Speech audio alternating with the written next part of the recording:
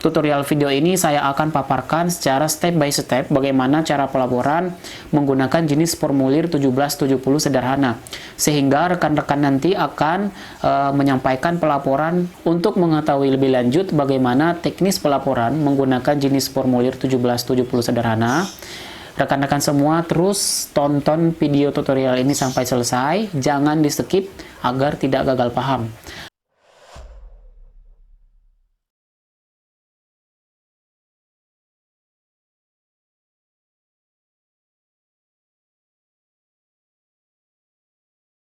Assalamualaikum warahmatullahi wabarakatuh. Jumpa lagi dengan saya, Andi Matalata. Dalam perjumpaan kita kali ini, saya akan mengajak rekan-rekan semua dan saya akan membahas bagaimana cara pelaporan SPT PPh orang pribadi tahunan, khususnya di tahun 2020, menggunakan jenis formulir 1770 sederhana. Menggunakan jenis formulir 1770 sederhana, sehingga rekan-rekan nanti akan menyampaikan pelaporan PT 1770 sederhana secara benar, lengkap, dan jelas. Selanjutnya, rekan-rekan juga akan meminimalisir adanya timbul pertanyaan-pertanyaan atau surat yang diterbitkan oleh DJP. Buka laman atau situs pajak.co.id di browser yang teman-teman gunakan. Bisa menggunakan Google Chrome ataupun menggunakan Mozilla. Kemudian klik login di pojok kanan atas ini.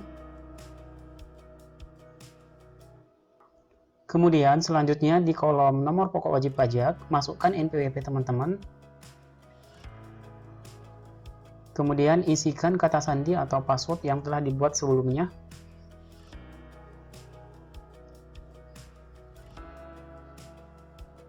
Setelah itu masukkan CAPTCHA.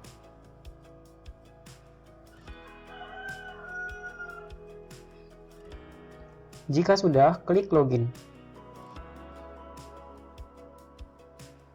Teman-teman akan diarahkan pada dashboard baru, di mana pada dashboard baru ini ada beberapa menu yang teman-teman bisa gunakan. Klik menu lapor.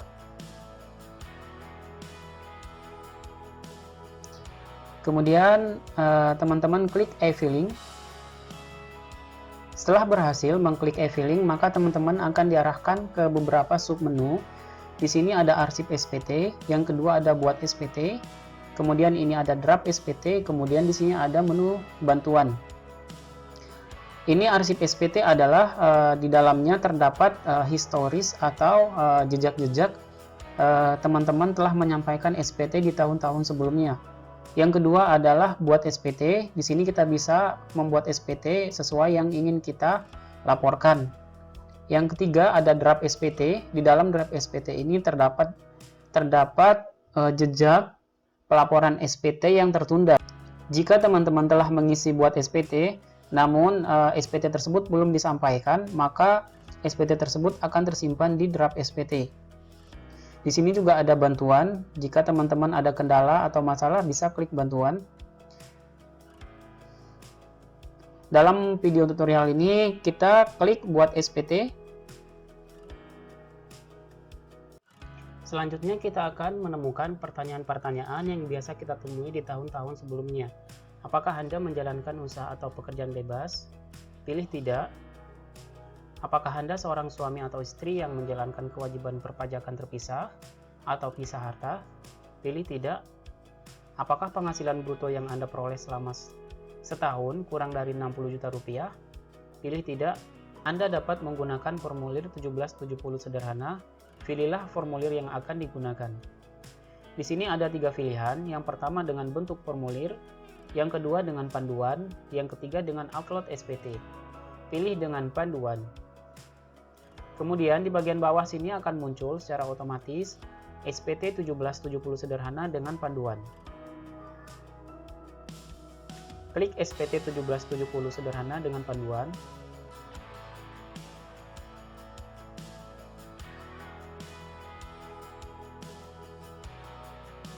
Di sini akan muncul tahun pajak, kemudian status SPT. Di sini ada pembetulan jika teman-teman atau rekan-rekan semua ingin melakukan pembetulan. Di sini pilih tahun pajak 2020, kemudian status SPT pilih normal, Selanjutnya rekan-rekan bisa klik selanjutnya di sini, pojok kanan bawah. Nah, biasanya di tahun-tahun sebelumnya notifikasi atau info seperti ini akan muncul di layar visi rekan-rekan semua. Jadi ini adalah data otomatis terbaca oleh aplikasi e-filing.pajak.co.id. Jika muncul hal yang seperti ini atau info yang seperti ini, rekan-rekan bisa klik tidak. Kemudian klik OK.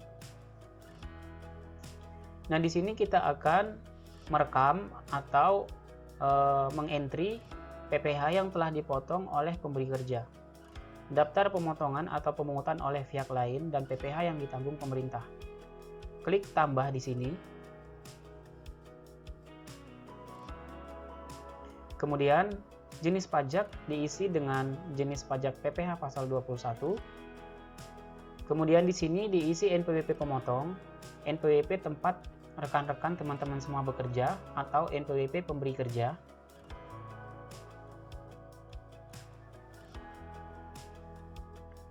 Nah, di sini namanya akan terbaca secara otomatis oleh sistem.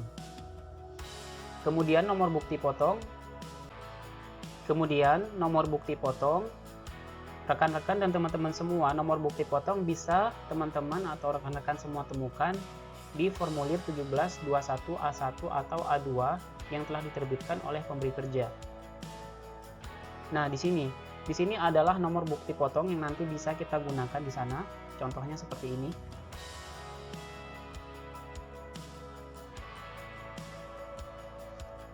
Isi nomor bukti potong di sini. Kemudian tanggal bukti pemotongan atau pemungutan. Untuk jenis tanggal, teman-teman atau rekan-rekan semua bisa scroll sampai ke bawah. Nah, di sini ini adalah tanggal pemotongan atau pemungutan PPh pasal 21 yang telah dipotong oleh pemberi kerja. Tanggal 31 Desember 2020.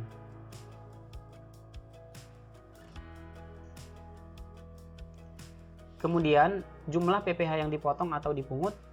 Untuk jumlah PPh yang telah dipotong oleh pemberi kerja, teman-teman atau rekan-rekan semua bisa lihat pada poin 20 atau pada poin 19. Nah, jika sudah, maka teman-teman atau rekan-rekan bisa klik simpan di sini. Klik simpan. Klik selanjutnya di sini. Masukkan penghasilan neto dalam negeri sehubungan dengan pekerjaan. Untuk penghasilan neto, rekan-rekan atau teman-teman semua bisa temukan dalam formulir 1721A1 atau A2 pada poin nomor 12. Nah, ini jumlah penghasilan neto. Kita ambil di sini jumlah penghasilan neto.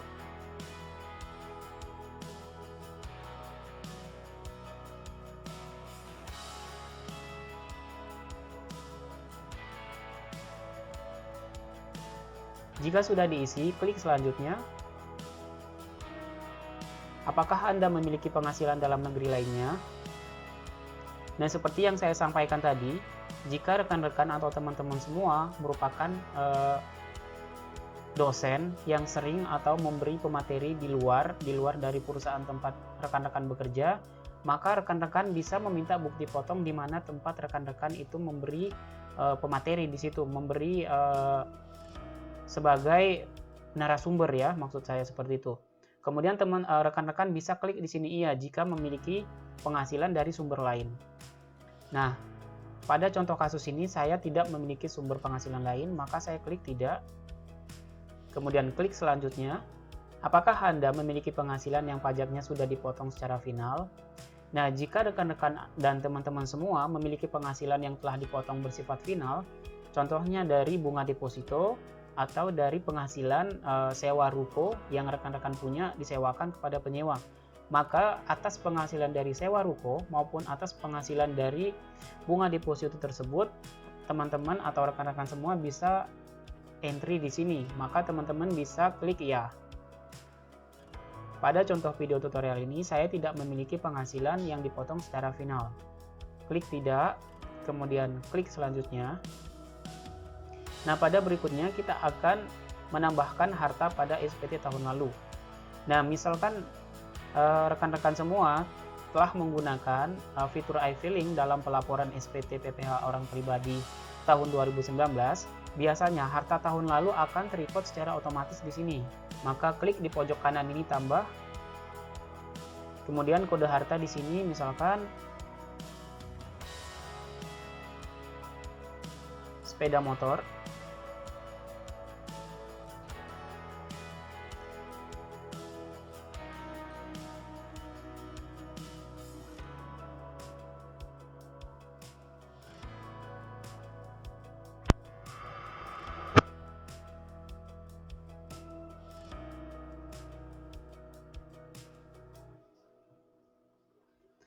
Di kolom keterangan, rekan-rekan atau teman-teman semua bisa mengisi BPKB dari kendaraan motor tersebut.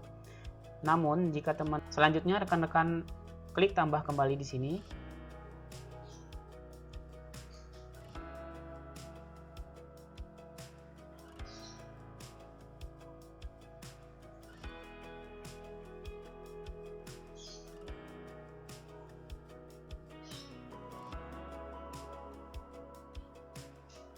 Harta tidak bergerak, tanah dan bangunan tempat tinggal.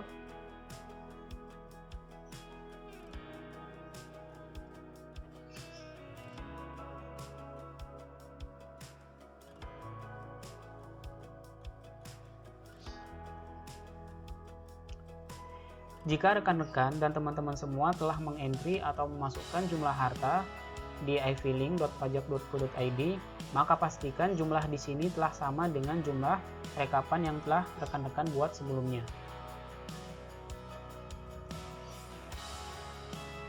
Selanjutnya, rekan-rekan bisa klik di sini selanjutnya. Apakah Anda memiliki hutang? Jika rekan-rekan memiliki hutang, maka klik ya. Kemudian, klik tombol tambah di pojok kanan sini.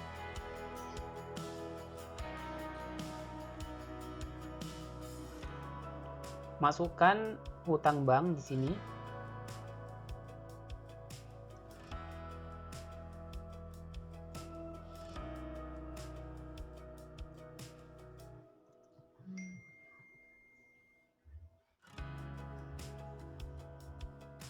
Tahun perolehan hutang.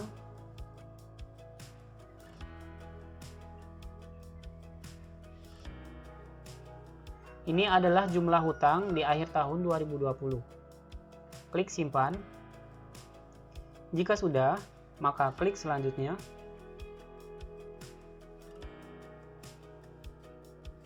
Apakah Anda membayar zakat? Pilih tidak, klik selanjutnya. Status kewajiban perpajakan suami istri.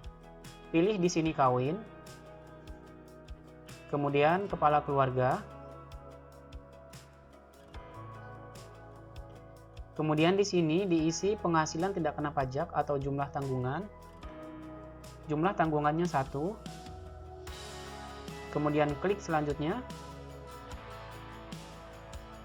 Apakah Anda memiliki pengembalian atau pengurangan PPh pasal 24 dari penghasilan luar negeri? Pilih tidak, kemudian klik selanjutnya. Apakah Anda melakukan pembayaran PPh pasal 25? Apakah Anda sudah membayar STP PPh pasal 25 hanya pokok pajak? Abaikan, kemudian klik selanjutnya. Nah, di sini akan muncul penghitungan pajak penghasilan PPh pasal 21 PPh orang pribadi menggunakan jenis formulir 1770 sederhana. Mulai dari penghasilan neto yang telah kita rekam tadi, kemudian di sini ada penghasilan tidak kena pajak. Kemudian ini adalah penghasilan kena pajak setelah penghasilan neto dikurangi PTKP. Kemudian ini adalah PPh yang terutang atau turunan dari jumlah PPh terutang di sini. Selanjutnya ini adalah PPh yang telah dipotong oleh pemberi kerja, Rp15.730.000. Maka di sini jumlah PPh yang kita bayar adalah nihil karena jumlah penghitungan dari fitur iFiling telah sesuai dengan jumlah PPh yang telah disetorkan oleh pemberi kerja. Maka rekan-rekan bisa klik selanjutnya di sini. Kemudian klik selanjutnya. Dengan menyadari sepenuhnya akan segala akibatnya termasuk sanksi-sanksi sesuai dengan ketentuan peraturan perundang-undangan yang berlaku, saya menyatakan bahwa apa yang telah saya beritahukan di atas adalah benar, lengkap, jelas. Centang setuju di sini. Kemudian klik selanjutnya di sini. Nah, di sini akan muncul profil dari jenis SPT yang digunakan oleh rekan-rekan dan teman-teman semua dalam pelaporan SPT PPh orang pribadi tahun pajak 2020. Nah, di sini saya menggunakan jenis formulir 1770 sederhana dengan tahun pajak 2020, kemudian pembetulan 0, status SPT nihil, catatan lengkap. Maka setelah itu, rekan-rekan bisa klik ambil kode verifikasi di sini. Nah, di sini nanti akan muncul notifikasi apakah kode verifikasi tersebut akan dikirim ke email atau lewat nomor handphone. Saya pilih email, kemudian klik OK. Sukses, token telah dikirim ke email Anda.